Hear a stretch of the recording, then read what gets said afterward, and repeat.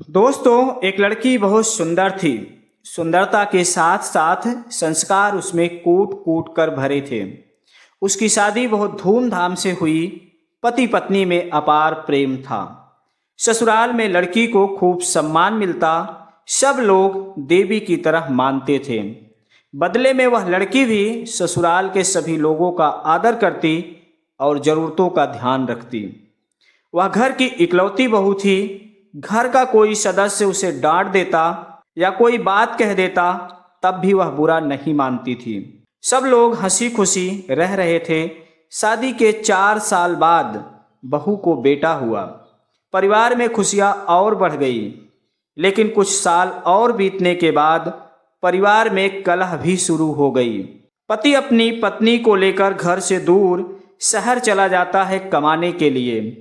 लेकिन दोस्तों, कुछ दिन शहर में बीतता है, तभी साथ जीने मरने की कसम खाने वाला पति, जो अपनी पत्नी को देवी समझता था, उसका मोह पत्नी से भंग हो गया और प्रेमिका पर वह फिदा हो जाता है।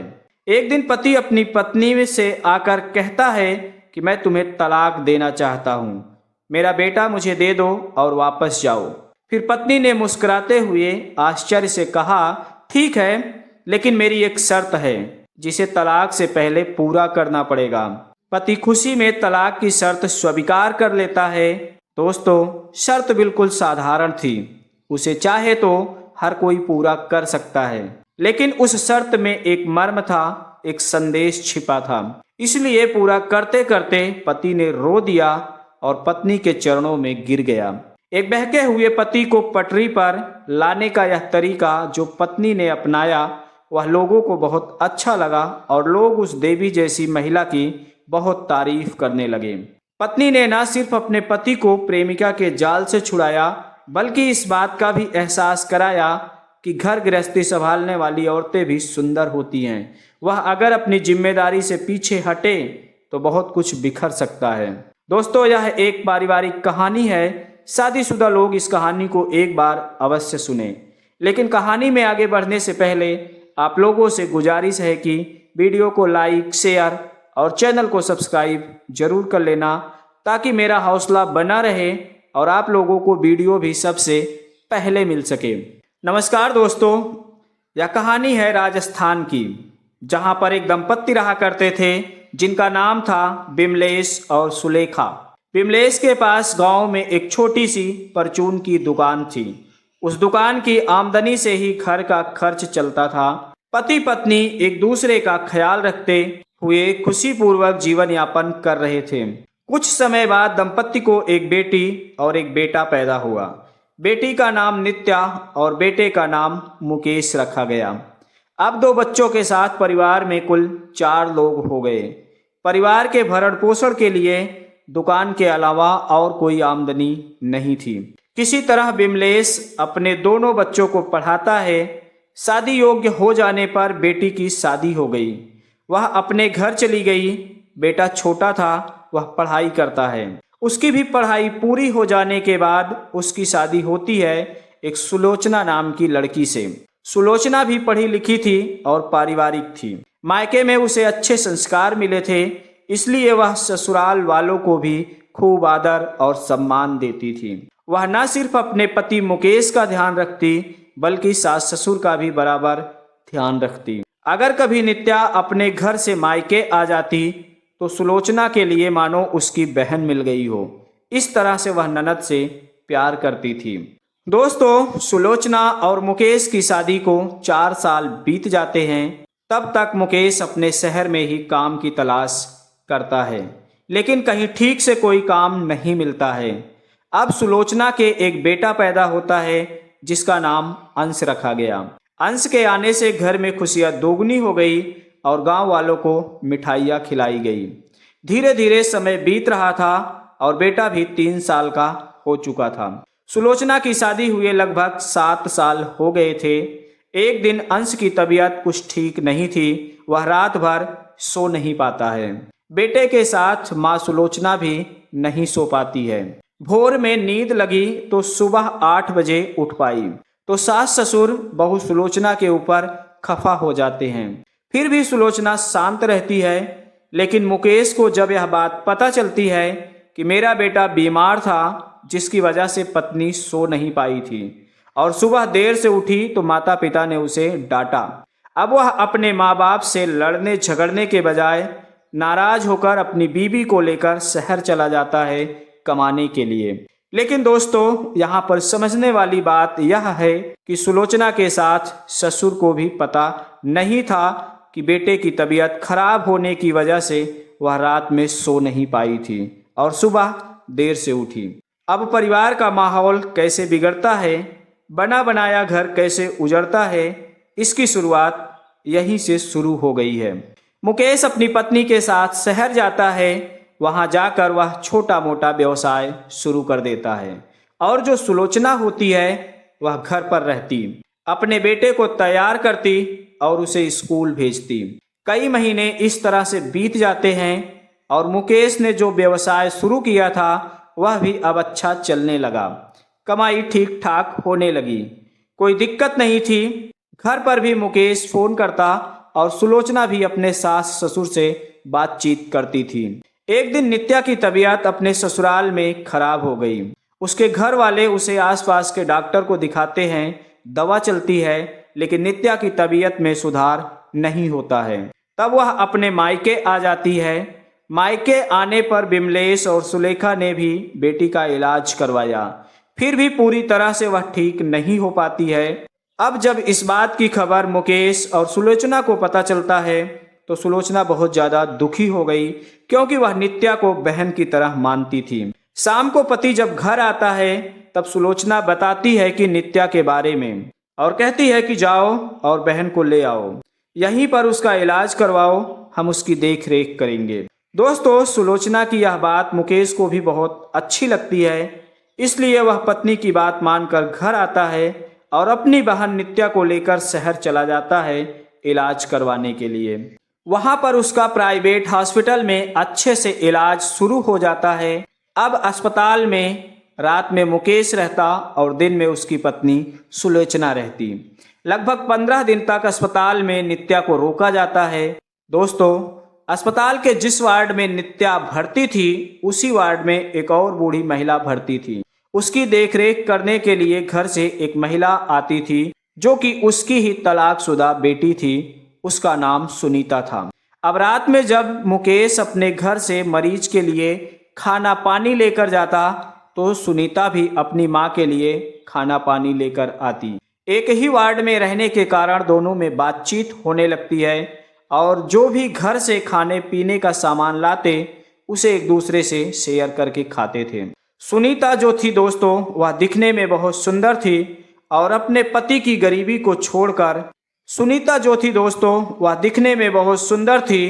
अपने पति की गरीबी को देखकर छोड़ दिया था, क्योंकि सुनीता की जरूरत को वह पूरा नहीं कर पाता था, इसलिए वह माँ के घर में रह रही थी।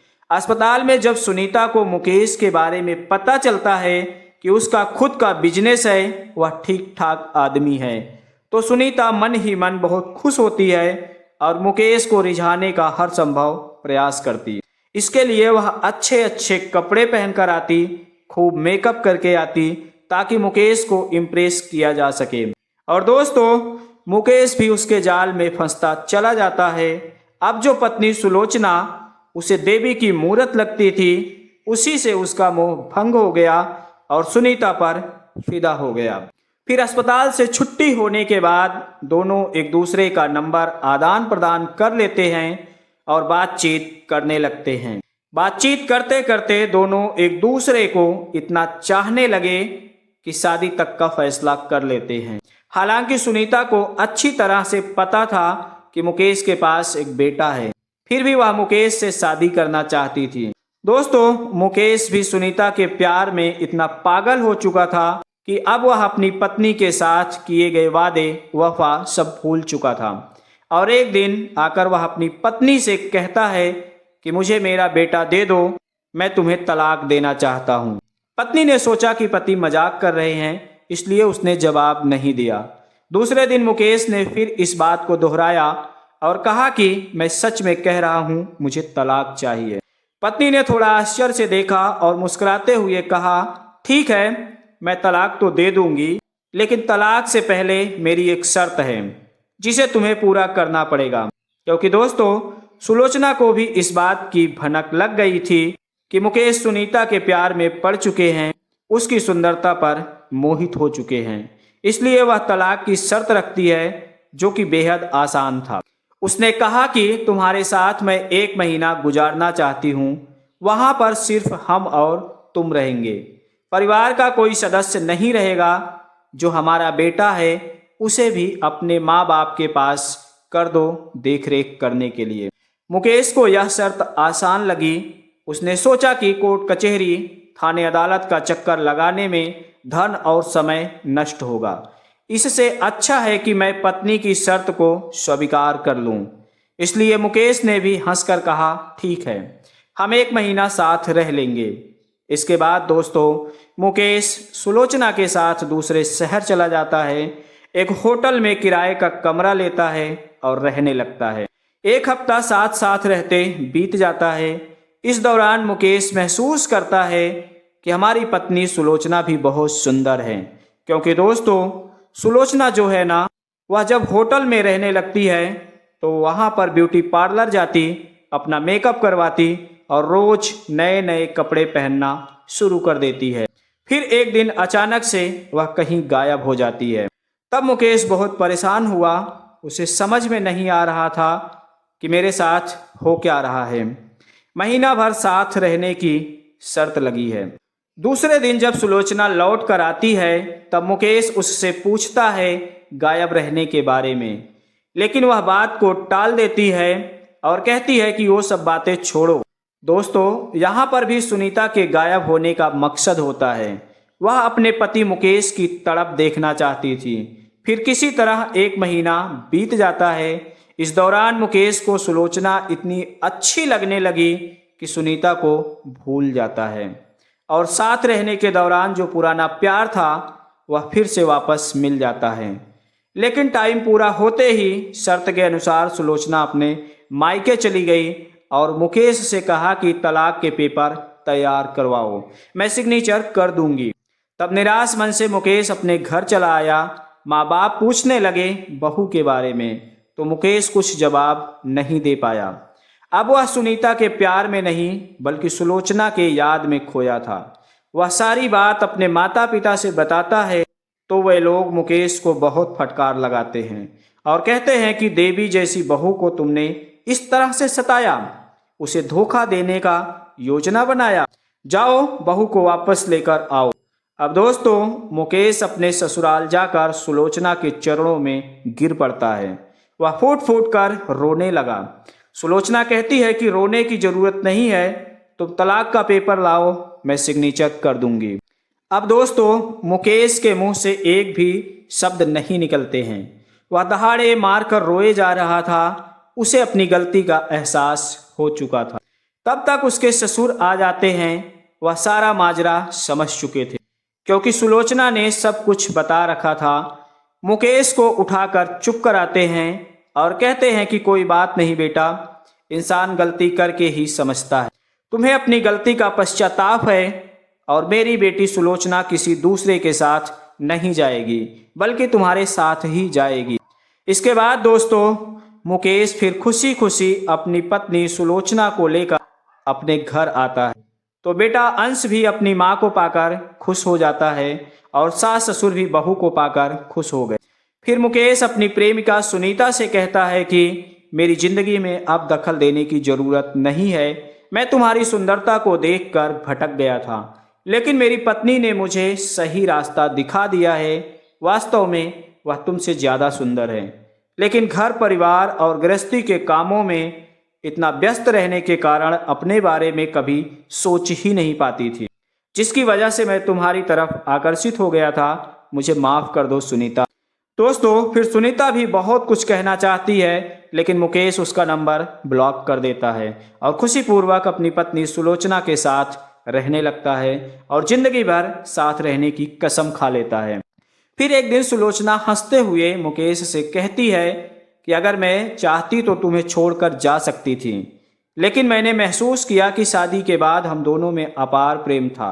फिर समय के साथ काम की व्यस्तता और बच्चे के आ जाने से अब उतना समय खुद पर नहीं दे पाती थी, इसलिए तुम्हारा मन भटका, जिसके कारण ऐसी शर्त रखकर महसूस कराया कि हम भी घर गृहस्थी के कामों से मुंह मोड़े और जिम्मेदारी से हटे तो फिर से उसी तरह रह सकते हैं।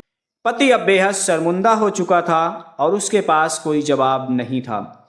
लेकिन दोस्तों, जैसे ही इस बात की खबर लोगों के बीच में फैली कि किस तरह एक पत्नी ने अपने बहके हुए पति को पटरी पर लाया, तो सभी लोग सुलोचना की तारीफ करने लगे। दोस्तों, सुनीता ने ना सिर्फ अपने पति को सही रास्ता दिखाया बल्कि अपना घर भी बिगड़ने से बचा लिया। तो दोस्तों, पति पत्नी की यह पारिवारिक कहानी आप लोगों को कैसी लगी, कमेंट सेक्शन में अपनी प्रतिक्रिया जरूर देना। कहानी अगर अच्छी लगी हो तो शेयर करना ना भूलें। धन्यवाद।